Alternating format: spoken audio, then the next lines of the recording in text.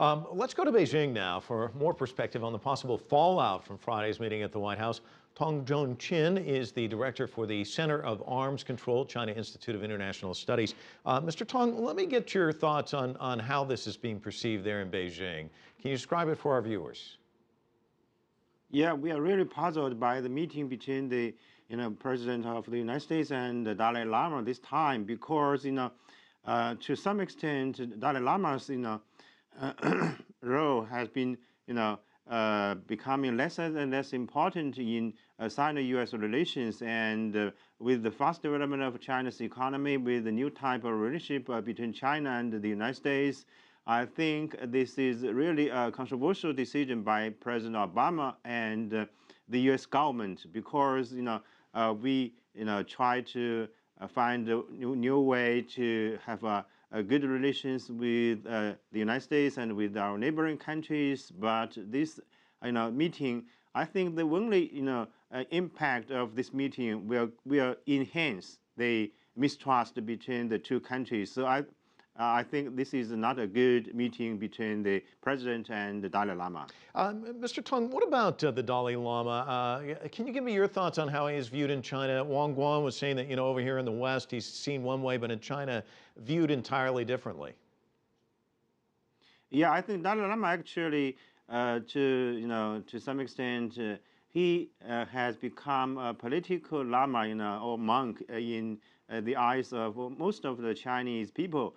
And he was manipulated, in 1950s, and even today he is manipulated by the outside world to intervene the domestic affairs of China. So this is the general conclusion by even the ordinary people. If you ask the taxi driver on the street in Beijing, he can tell you this conclusion. So I think.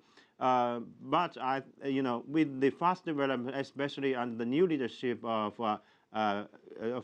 China, I think China has become confident, pragmatic, and to some extent a little bit tough in protecting the sovereignty and the integrity of the country. And I don't think this meeting between President Obama and Dalai Lama will give any significant impact on Sino-U.S. relations, and also will do not have any hurt to the continuation of exchanges between the two countries.